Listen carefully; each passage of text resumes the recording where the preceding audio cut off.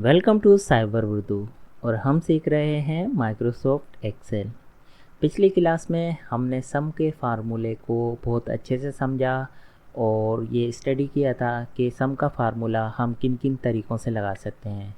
हमने उसका मैनुअल तरीका भी सीखा, ऑटोमेटिक तरीका ऑटो सम की मदद से भी सीखा और शॉर्ट की मदद से भी सम का फार्मूला लगाना सीखा।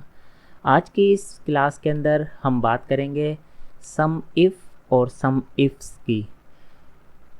ये दोनों भी सम का ही फार्मूले हैं, बस इनमें फ़र्क इतना है कि ये कंडीशन के साथ अप्लाई होते हैं, यानी हम इसमें कोई ना कोई क्राइटेरिया देते हैं।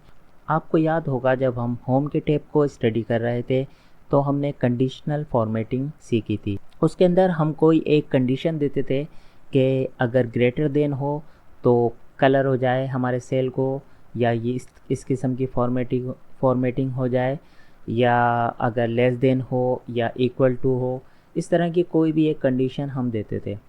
तो अगर सम के अंदर सिंपली हमें सम करना है किसी भी रेंज का और हमारे पास कोई एक कंडीशन है, हम उस कंडीशन को अप्लाई करना चाहते हैं कि अगर ये कंडीशन ट्रू हो तो फिर हमारा सम हो, अदरवाइज सम ना हो, तो ऐसी कंडीशन में हम यूज़ करते हैं सम इफ़ को। और अगर हमारे पास एक से ज़ायद कंडीशन हो और हम वो सारी कंडीशन अप्लाई करना चाह रहे हों तो उस सूरत में हम यूज़ करते हैं सम इफ्स को। आइए प्रैक्टिकली तौर पर इसको अच्छे से समझते हैं।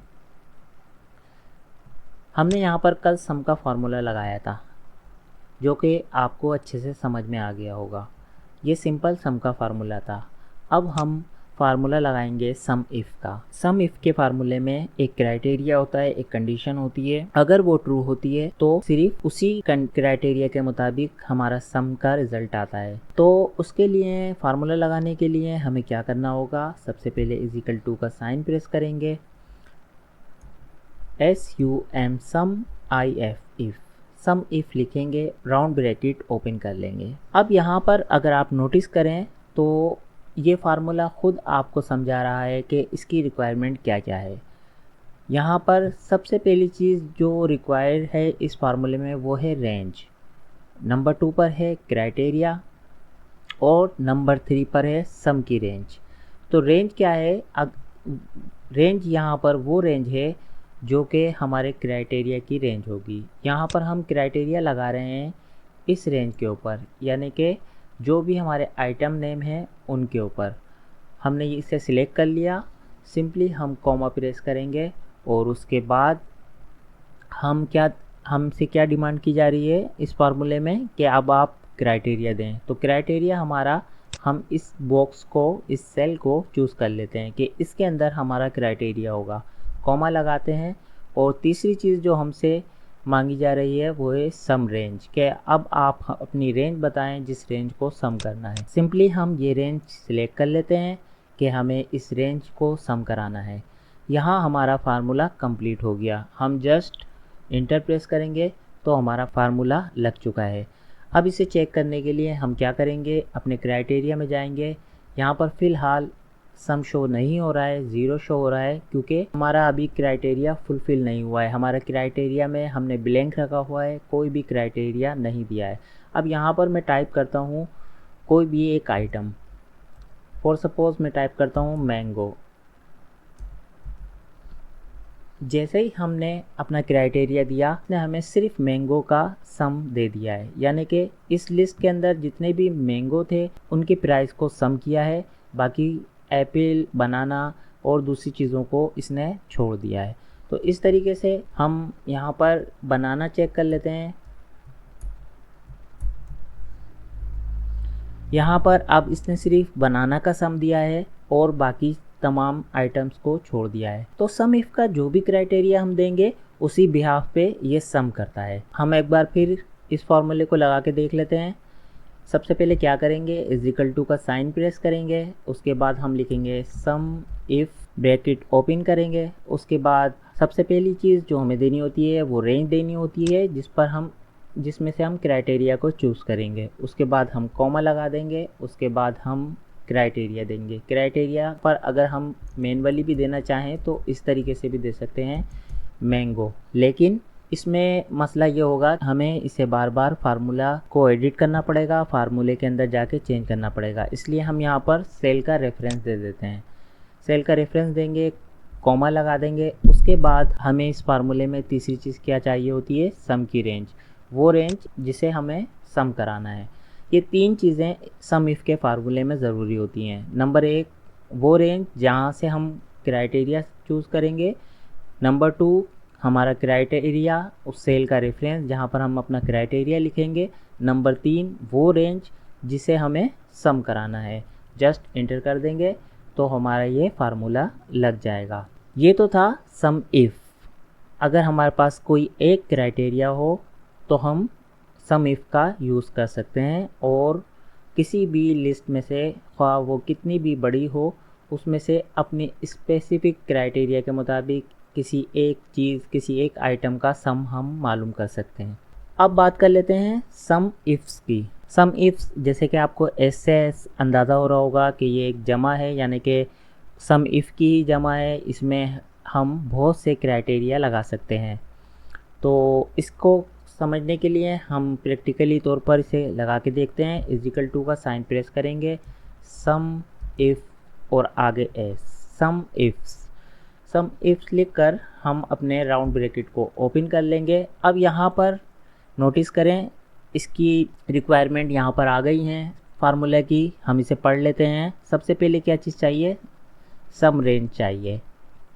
तो सम रेंज, इसमें हम ये वाली रेंज सिलेक्ट करेंगे, ये है हमारी सम रेंज। उसके बाद हम कॉमा लगाएंगे। अब हमसे क्या रिक्वायरमेंट है, क्राइटेरिया रेंज 1, कि आप क्राइटेरिया की रेंज 1 बताएं। तो ये हमारे क्राइटेरिया की रेंज है और हमने इसे कॉमा लगा दिया। अब क्या बताना है हमें, अब हमें क्राइटेरिया 1 बताना है।